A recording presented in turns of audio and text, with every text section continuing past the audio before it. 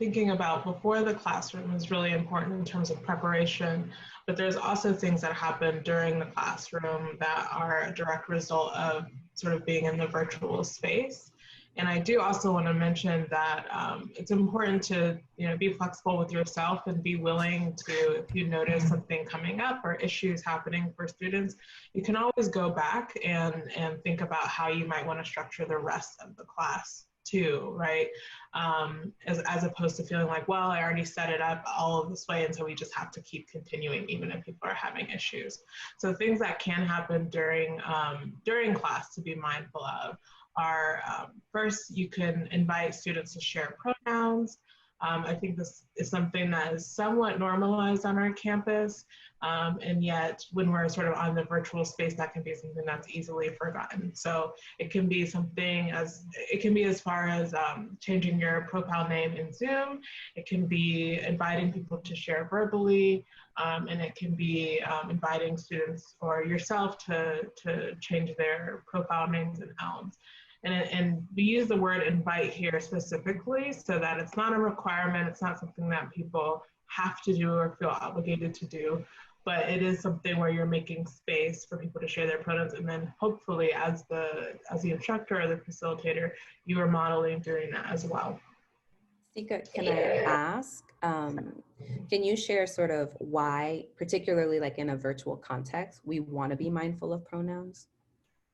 Sure. I mean, I think it's the same reason why we want to be mindful of pronouns in real person, which is that you don't want to rely on how people are presenting themselves or express themselves as some sort of indication of how they want to be or how they should be referred in terms of gender.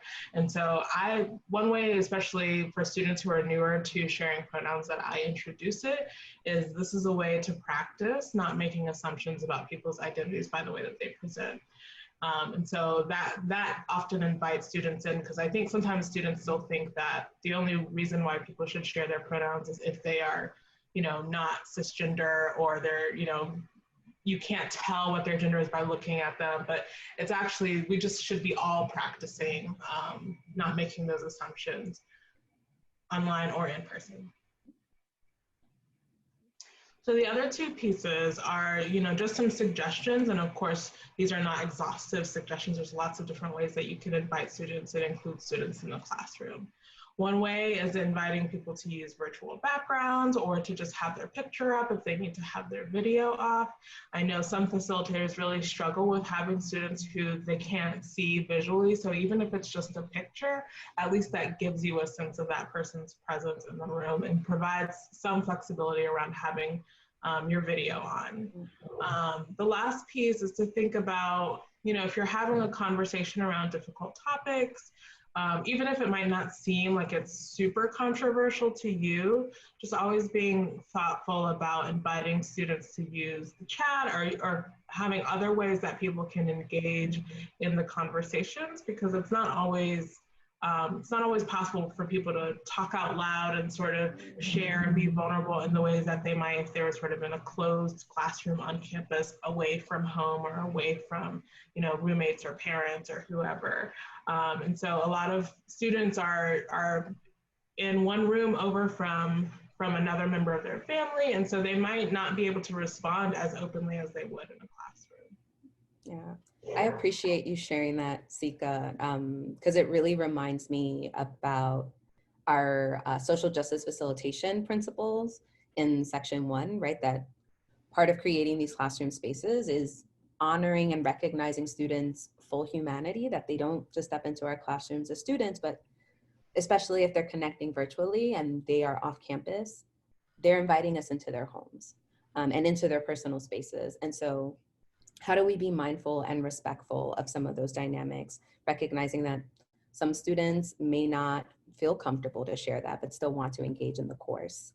I'll share that for me, what I have noticed during my virtual dialogues and courses is that who speaks up is different.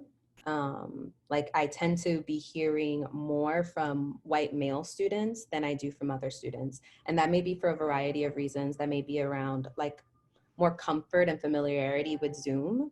or other video conferencing platforms. And so for me, it's been about having to be really mindful of what are the dynamics that are happening on my screen, who are the voices that I'm hearing, and how do I balance that out? So thinking about like inviting other folks to join the conversation, whether that be out loud or just sharing information on the chat box, as you mentioned.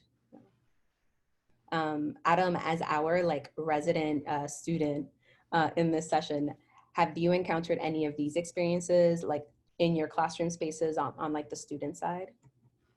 Yeah, I just wanted to chime in and talk about like one way that this might show up. Like for example, I'm living with my parents right now. I can hear my mom talking in the room next door. So it's just one thing that I'm always aware of whenever I'm in a work environment or a school environment, is, you know, whatever I say, probably not, but could potentially be heard by my parents. And so then, you know, I mean, I live in a relatively supportive environment, but even for me, you know, if I say something in like class, it just might start a conversation once class is over that I don't really want to have. And so, and I mean, that's, you know, obviously, like I said, a relatively supportive environment. So there, you know, there might be students in your classes that are dealing with, you know, much more potentially unsafe consequences based on something that they might want to share in class, but might not feel super able to, given like the voice format.